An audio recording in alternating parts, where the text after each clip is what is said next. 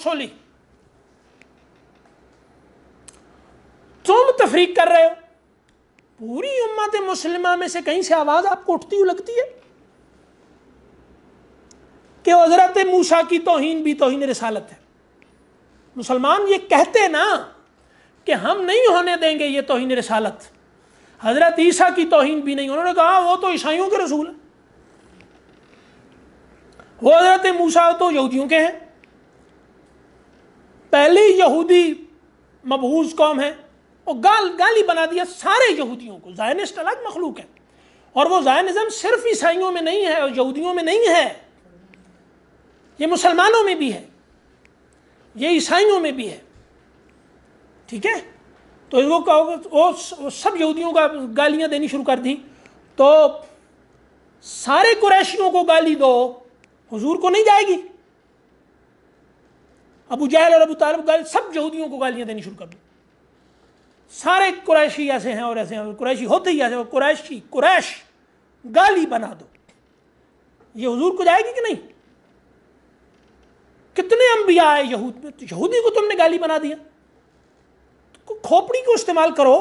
ہاں, ایک زائنزم کے خلاف بولنا یہ ایک الگ مسئلہ ہے. ٹھیک ہے, اب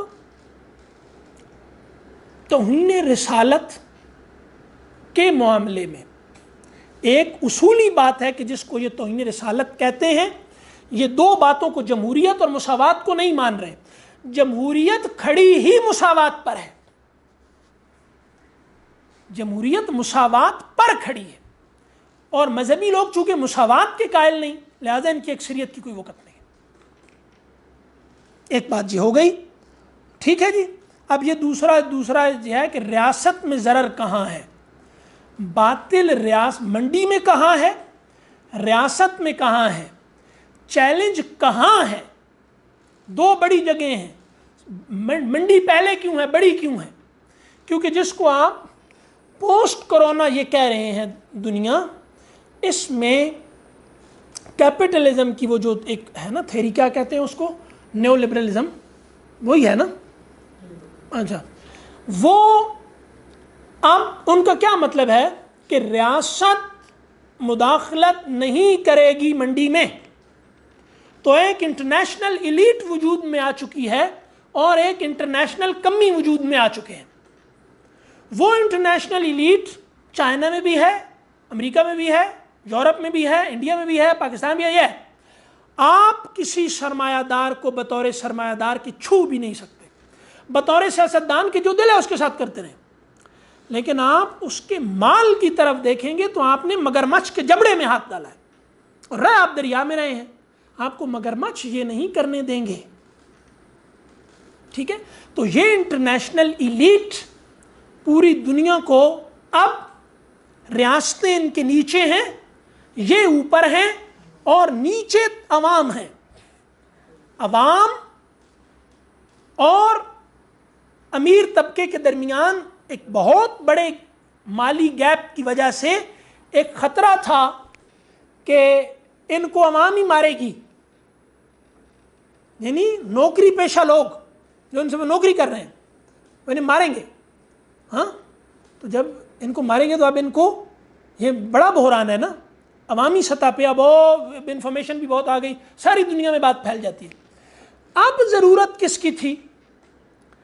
اب سرمایہ دار کو ریاست کے گارڈ کی ضرورت تھی. کہا کہ یہ جو سارے آئی ایم ایف اور ورلڈ بینک اور وال اسٹریٹ اور یہ جو بڑے بڑے بلائیں بیٹھی ہوئی ہیں, ان کو پینٹاگون سے کوئی خطرہ نہیں ہے. اس بیچارے معصوم کو یہ نہیں پتا کہ انہوں نے رکھا ہوا ہے, یہ انہی کی ملازم ہے, انہی کی اس پہ ہے. تو اب ریاست چاہے کوئی بھی ہو, یہ جو ہے نا کہ ریاست کا غلبہ اور ریاست کے لیے کر رہے ہیں, اور یہ ریاست ہونا شروع ہو گئی ہمارے ہاں بھی.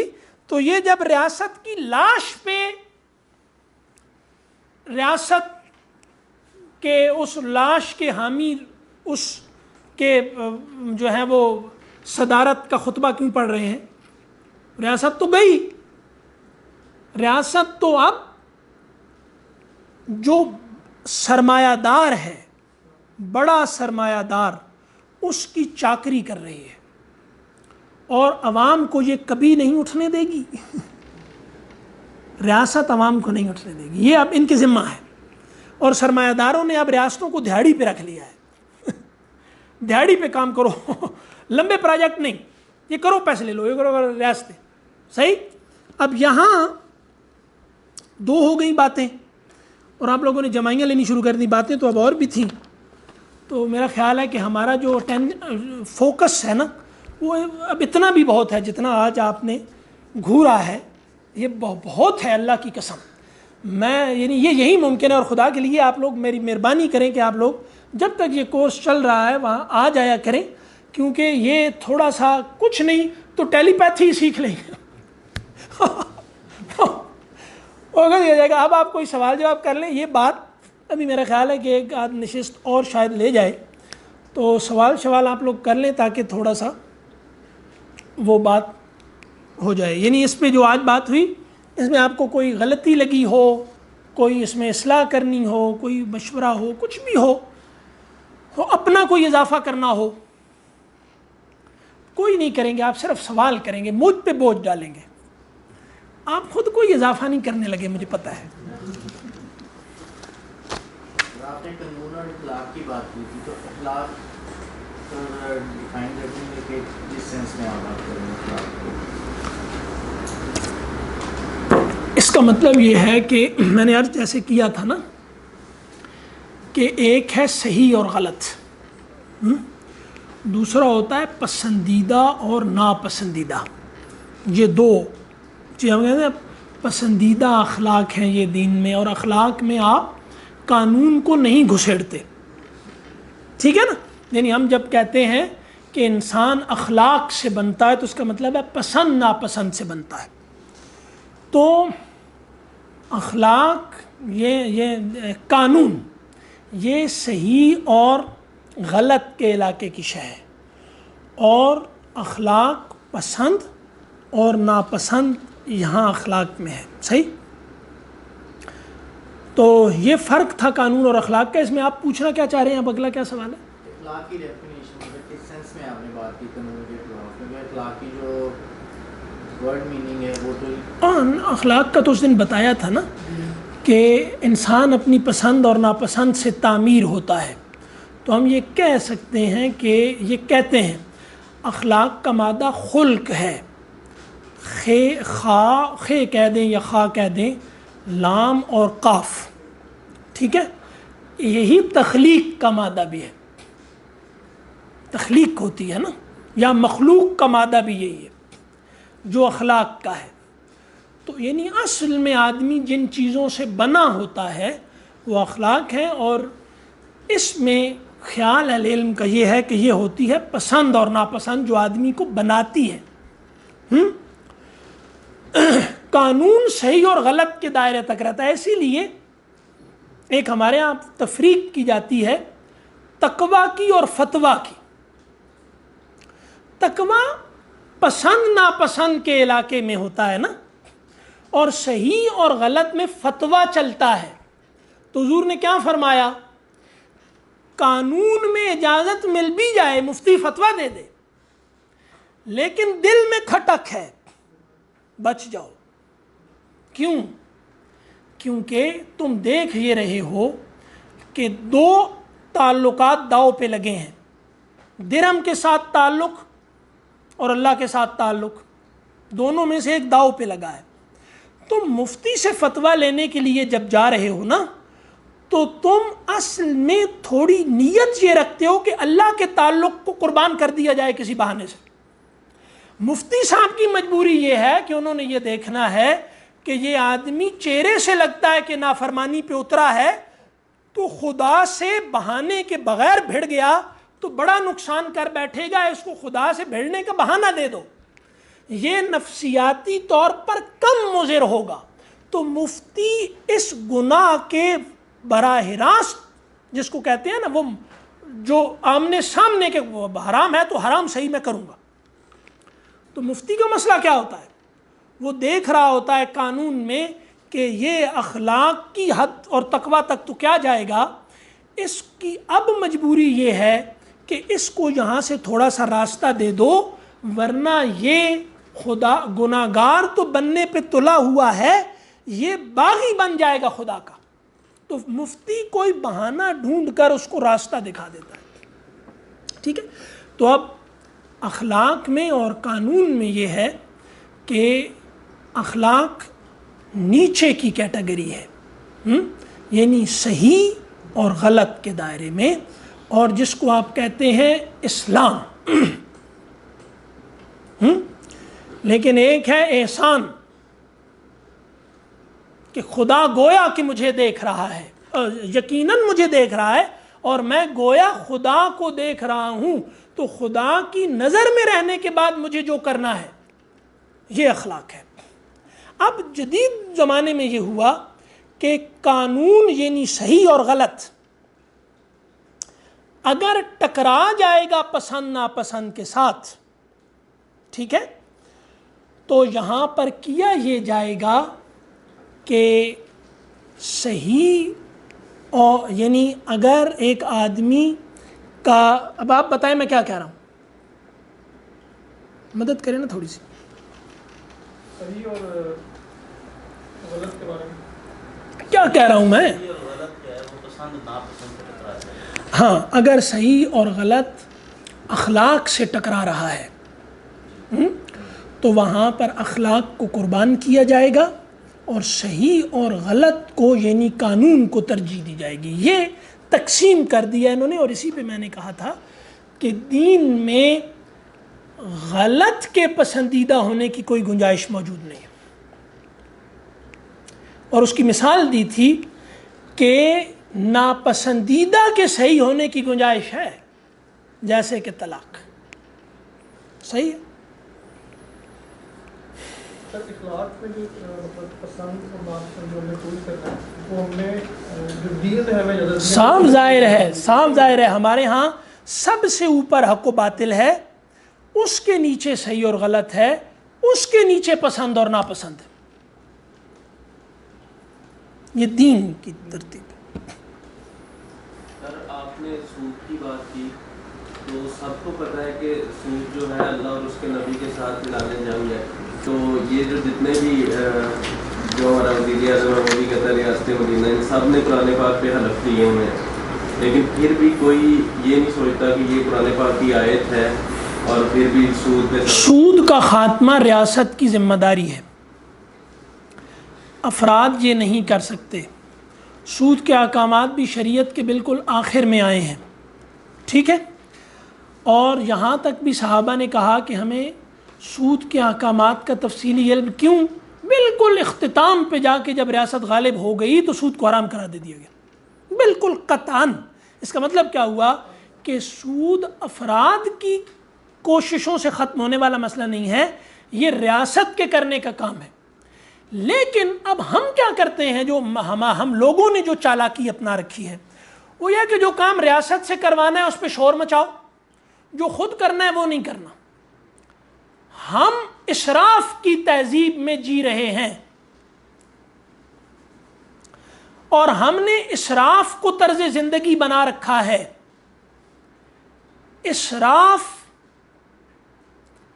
اس معیشت کی بنیاد ہے، یعنی یہ کنزیومرزم ہے نا، تو یہ اسراف سے چلتا ہے، سارے برانڈز اس سے چلتا ہے نا۔ تو اب اگر اسراف کو طرز زندگی بنا لیا ہو لوگوں نے اور وہ سود پر شور مچا رہے ہوں، تو ان لوگوں کی بات کا کیا مطلب ہے؟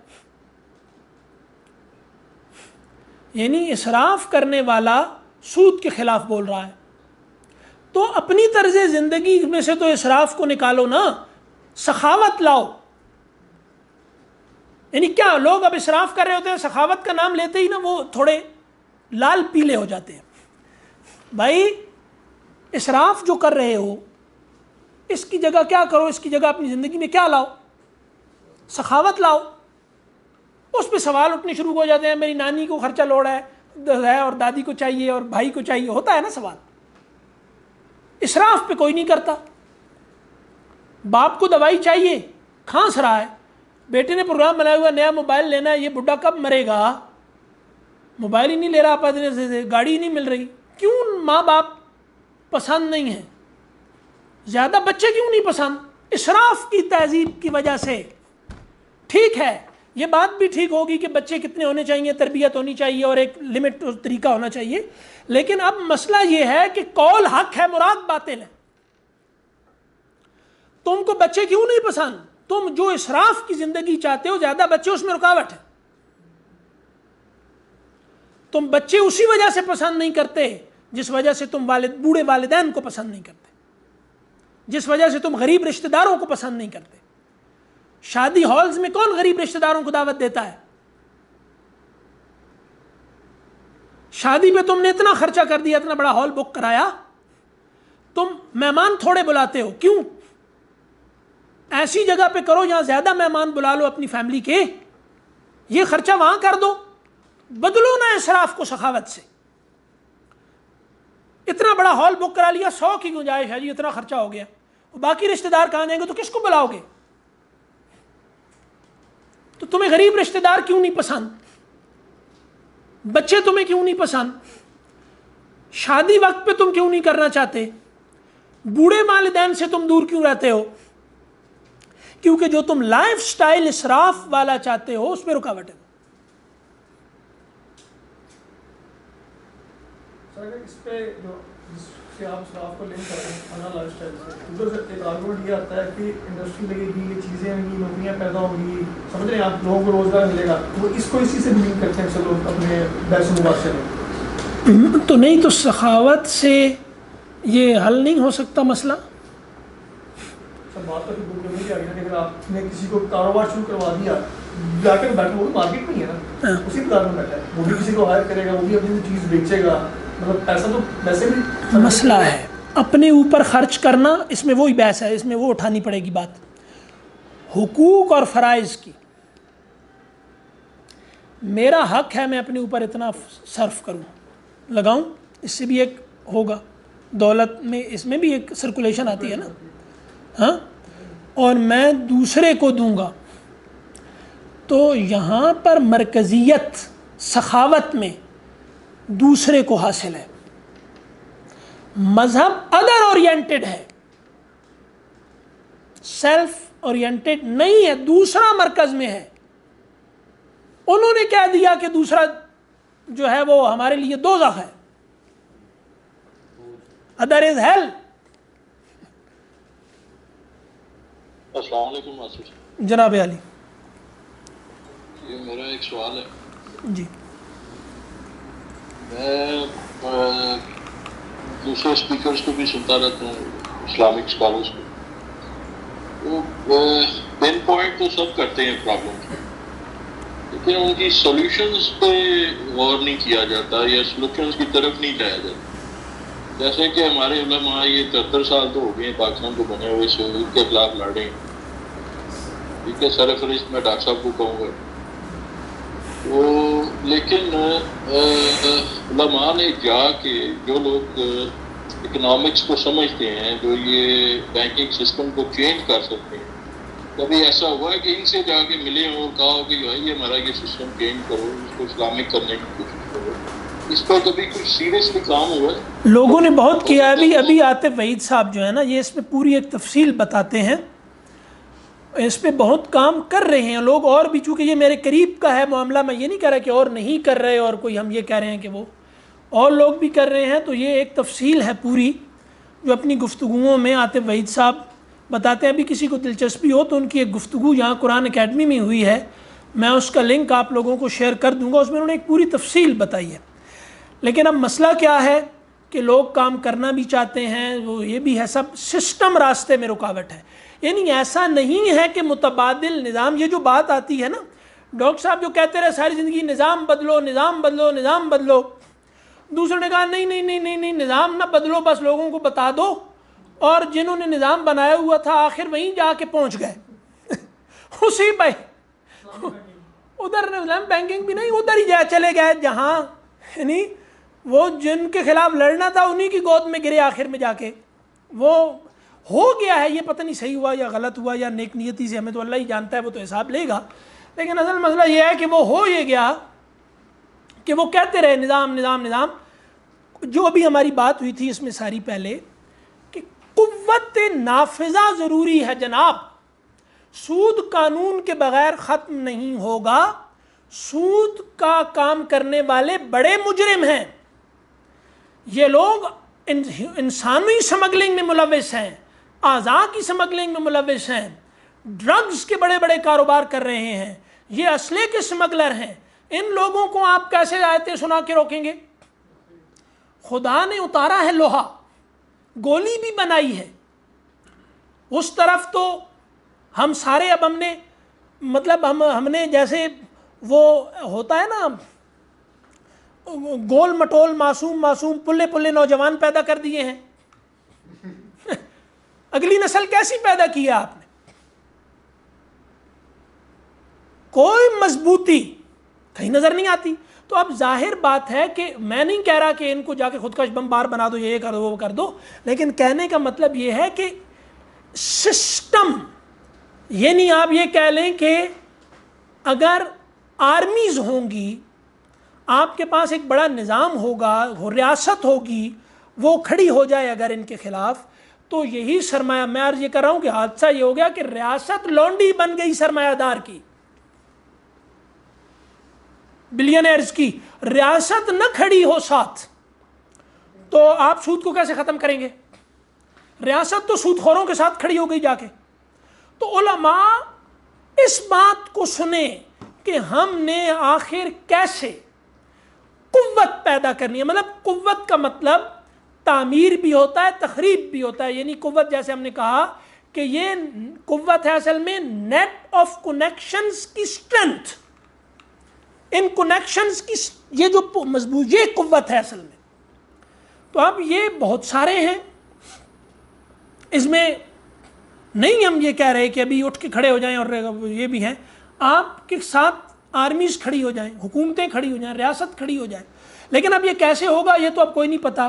ہم اتنا کر سکتے ہیں کہ ایک بڑا کام جو ڈاکٹر صاحب ساری زندگی کہتے رہے کہ ایک فرد معیاری پیدا کیا جائے, اور ڈاکٹر صاحب کی فکر میں اور باقی افکار میں جو فرق ہے ایک, وہ یہ ہے جو ہمیں نظر آ رہے ہیں کہ فرد کی تعمیر آخری ہدف دین کا نہیں ہے. ہم بنیادی طور پر اس بنیادی فرد کی تعمیر میں ناکام ہیں. سود نہیں ختم ہو سکتا ریاست کی مدد کے بغیر. وہ آتے وحید صاحب کی گفتگو ہے, وہ اس کا لنک میں آپ کو بھیجوں گا. وہ جن لوگوں کو دلچسپی ہے ساری سے وہ لوگ سنیں کہ مسائل کیا ہیں. آپ شاعری کر رہے ہیں, باتیں کر رہے ہیں, اس پہ بڑی بات ہوئی نا کہ قوت چاہیے, قوت نہیں. سر میں یہی تو کہہ رہا ہوں کہ ان کوششوں کی اشاعت یا تشہیر تو کرنی چاہیے نا کسی طریقے سے. بالکل پتہ ہی نہیں کہ وہ کچھ ہو رہا ہے. تو آج کل سب سے چیپسٹ جو سورس ہے وہ سوشل میڈیا ہے. تو سوشل میڈیا میں اس طرح کے کلپس, اس طرح کے معاملات گروپس میں مختلف ڈالے جائیں تاکہ پتہ لگے کہ امت میں کوشش ہو. اب میرے جیسے بندے کو تو پتہ ہی نہیں, مطلب میں حالانکہ کافی لوگوں کو سنتا ہوں, لیکن اس سلسلے میں کوئی کوشش بھی ہو رہی ہے. دیکھیں نا آج آپ کو پتہ چل گیا نا. نہیں جی, میں نے تو ہینڈ بلز دیکھے ہیں, میں نے خود دیکھے ہیں, اور میری اس ٹاپک پہ بات بھی ایک دو دفعہ ہوئی ان سے.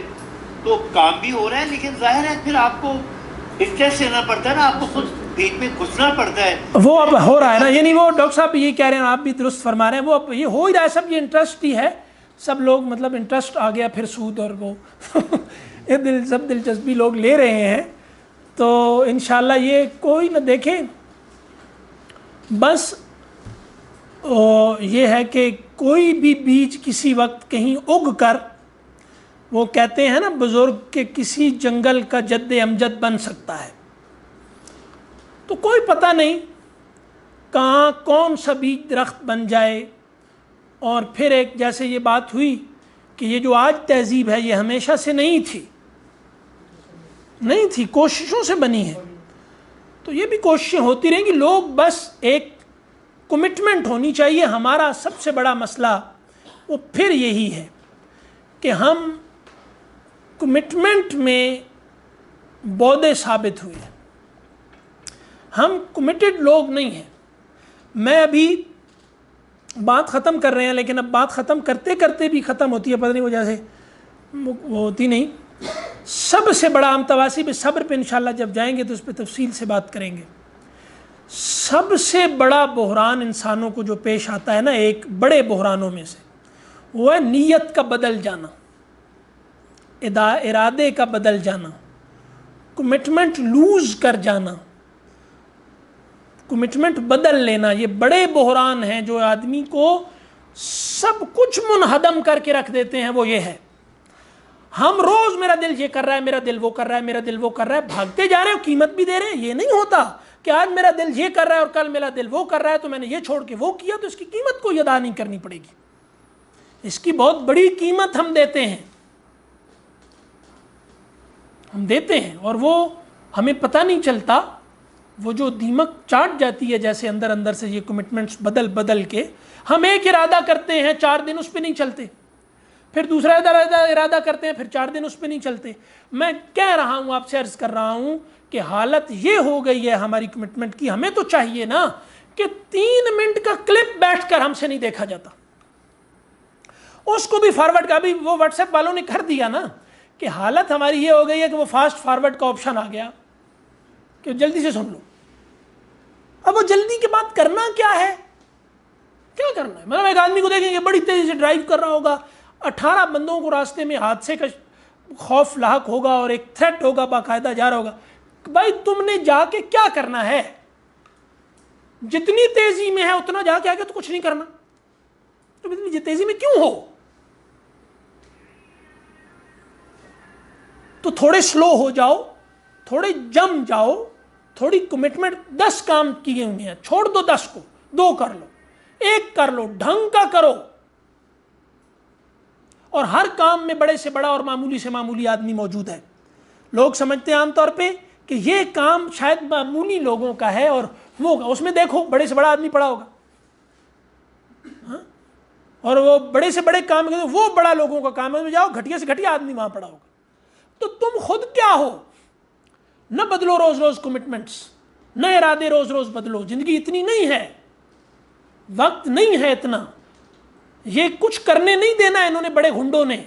یہ روز بدلتے رہیں گے, تمہیں کھیلتے رہیں گے فٹ بال کی طرح, یہ کر لو وہ کر لو, روز آج ادھر بھاگ رہے ہیں ادھر بھاگ رہے ہیں. جو فیصلہ کیا ہے اس پہ جان دو, یعنی اسی پہ مرو, وہی رہو, کرو وہ, نہ روز روز بدلو, یہ کر لو وہ کر لو, وہ آج یہ کلپ دیکھا تو ادھر وہ دیکھا تو. کیا زندگی ہے یہ؟ انسان ہے؟ نہیں ہے اتنی زندگی, نہیں ہے اتنا وقت. مجھے لگتا ہوگا بہت زندگی ہے, بڑی تھوڑی سی ہے.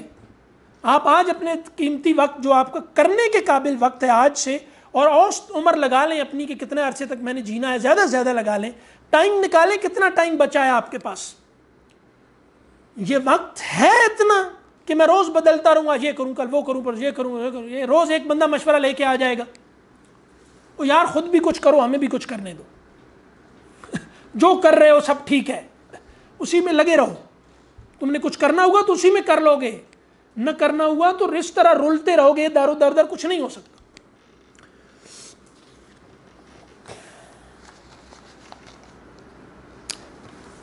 ٹھیک ہے جی. تو میں آج بھی کوشش کی, اور میں زیادہ نہیں کہتا کیونکہ اب ظاہری بات ہے کہ وہ سب لوگوں نے کہنا ہی ہے, ہو تو کچھ نہیں سکتا اس کا. تو کچھ دنوں سے طبیعت میری گڑبڑ تھی, میں کلاسز بھی مختلف نہیں لے سکا, آج بھی تھی, لیکن آج میں نے سوچا کہ جان پہ کھیل کر یہ کام تو کیا جائے. تو بس اس کے لیے اس کا کوئی حل نہیں ہے, یعنی مشورے ابھی بہت پرانا ایک مسئلہ ہے. تو اب یہ ہے کہ اس کے لیے سب کچھ ہی دنیا میں جو ہو سکتا تھا وہ ہو چکا ہے. اب یہ ہے کہ آپ لوگ بس دعا کریں کہ جو بھی مسئلہ ہے وہ حل ہو جائے, اور اس طرح کوئی باتوں شاتوں میں اونچ نیچ ہو گئی ہو یا کچھ ہو گیا ہو تو اس کو درگزر کریں, اور دعا ضرور کریں. نام تو میرا آپ لوگوں کو پتہ ہی ہے, تو نام لے کے دوسرے کا دعا دوسرے کے لیے کرنے سے وہ زیادہ اچھا ہوتا ہے. تو آپ کسی کے لیے دعا کریں گے, کوئی آپ کے لیے کرے گا, ٹھیک ہے. تو اب یہ نہیں کہ ضروری کہ وہ کسی نے مجھ سے پوچھا کہ فلاں مسئلہ ہے تم اس کے لیے کیا کرو گے. ظاہری بات ہے میرے اختیار میں نہیں تھا تو میں نے کہا دعا. اس نے کہا شیم.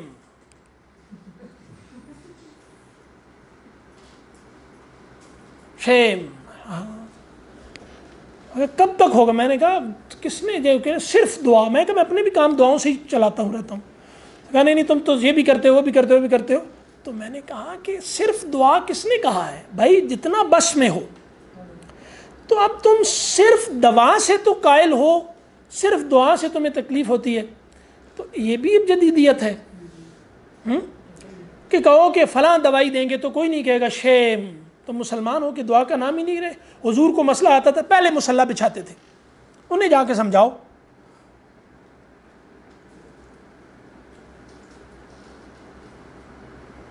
دعا سلاح المومن ہے. مومن کا کس نے کہا ہے؟ یہ مولوی نے کہا ہے. ہو تم مسلمان تو سمجھ نہیں آتی تو دعا کریں گے شیم. دیکھو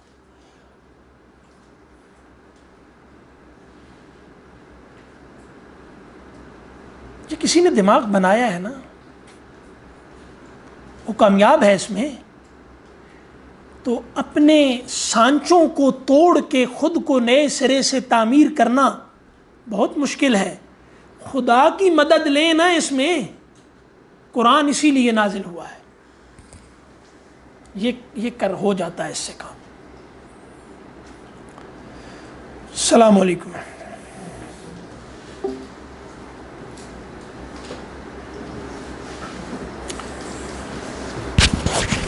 اب کوئی ایسا سوال نہیں؟ چلے ٹھیک ہے, جو جہاں کلاس ختم ہے بھائی, میں پہلے ہی آپ کا بہت ٹائم لے لیا. کلاس ختم ہے, جو بیٹھنا چاہے وہ بیٹھ جائے. ویسے کلاس ختم ہے. اور اس میں ایک اور بات میں عرض کر دوں, کسی کو یہ لگے کہ بات ضرورت سے زیادہ لمبی ہو گئی ہے تو اسی وقت وہ درمیان میں اٹھ کر جا سکتا ہے. مطلب یہ تو ایک باہمی رضامندی سے چلنے والا کام ہے.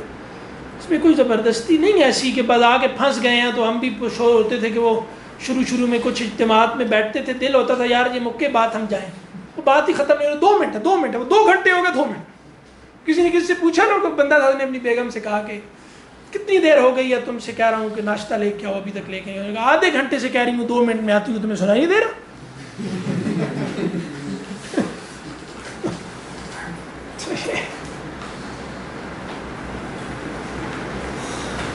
تو جب تک اس مارکیٹ کے نظام میں ہم اسلامی قانون نہیں لاتے ہم اس چمن سے نہیں کر سکتے. ابھی بتایا ہے, وہ جو بات بندہ سننا نہیں چاہ رہا ہوتا ہے نا, وہ نہیں سن.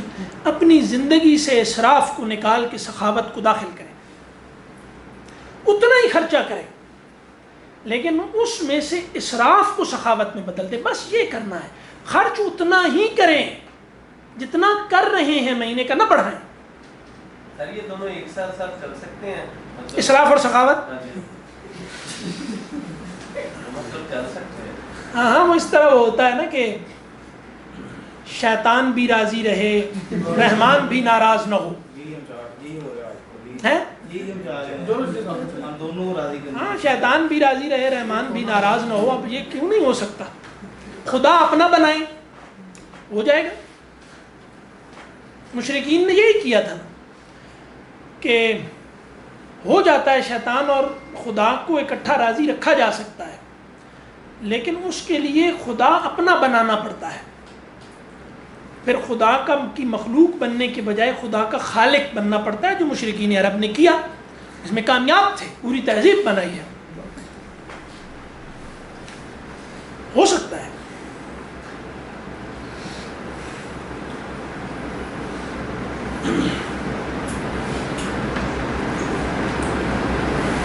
آج تم نے میری باتیں غور سے سنی. یہ بھی بہت بڑا دکاندار ہے, سرمایہ دار ہے مستقبل کا, انشاءاللہ خدا کامیاب کرے. اور میں ایسے جب لڑکوں کو, جو نوجوانوں کو دیکھتا ہوں تو دل بڑا خوش ہوتا ہے, جو ابھی سے, یعنی انہوں نے کہا ہم چائلڈ لیبر کو ختم کر کے بچوں کو اسکول میں لائیں گے. اس کا مطلب یہ ہے کہ سرمایہ دار کے لیے کمپٹیشن کے کسی بھی امکان کو ہم روکیں گے, اور وہ جب اسکول میں آئیں گے تو ظاہری بات ہے کہ وہاں سے نوکر بن کے نکلیں گے, نہ سرمایہ دار کے. مارکیٹ میں رہا تو سرمایہ دار کے لیے کہیں سے کسی کونے خدرے سے کوئی چیلنج کھڑا ہو جائے گا. یہ ملک ریاض پڑھتے رہتے اگر حضرت سکول میں ڈگریاں لیتے رہتے, اور میں کئی لوگوں کو جانتا ہوں جو بالکل زیرو سے کھڑے ہوئے اور بڑے بڑے کاروباری بن گئے. ہر بڑے آدمی نے جس نے تعلیمی ادارہ کھولا ہے خود تعلیم کا ناکام آدمی ہے, وہ ڈگری نہیں ہوئی لاکھوں کے لوگوں کو کرایا جا رہا ہے. ٹھیک ہے, صحیح ہے, وہ سمجھ گیا ہے بات کو,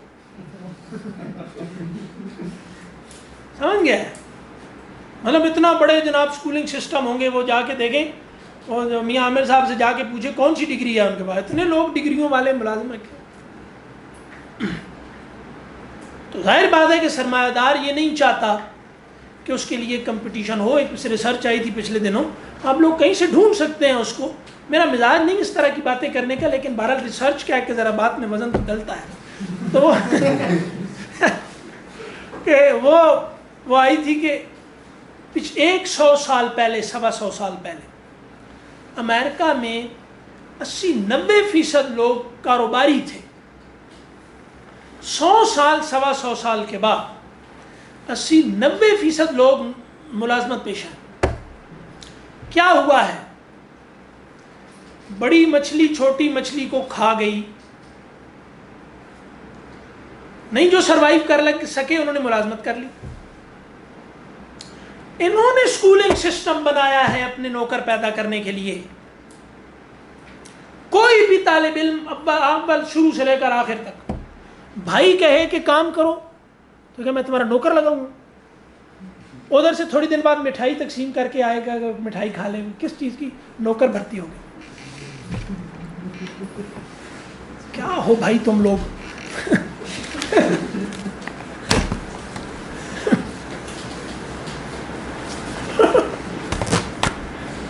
کیا کریں, ذہن بنایا ہے نا کچھ لوگوں نے, انہوں نے پتہ ہی نہیں چلنے دیا. وہی وائرس بناتے ہیں, اینٹی وائرس بناتے ہیں, تو جو وائرس انہوں نے رکھنا ہوتا ہے اس کا اینٹی وائرس نہیں بننے دیتے, وہ ٹریس نہیں ہوتا. وہ دماغ میں وہ صلاحیت مار دیتے ہیں جو اس کو ٹریس کرتے ہیں. ان کو یہ بات پتہ ہے. چلیں جناب, السلام علیکم.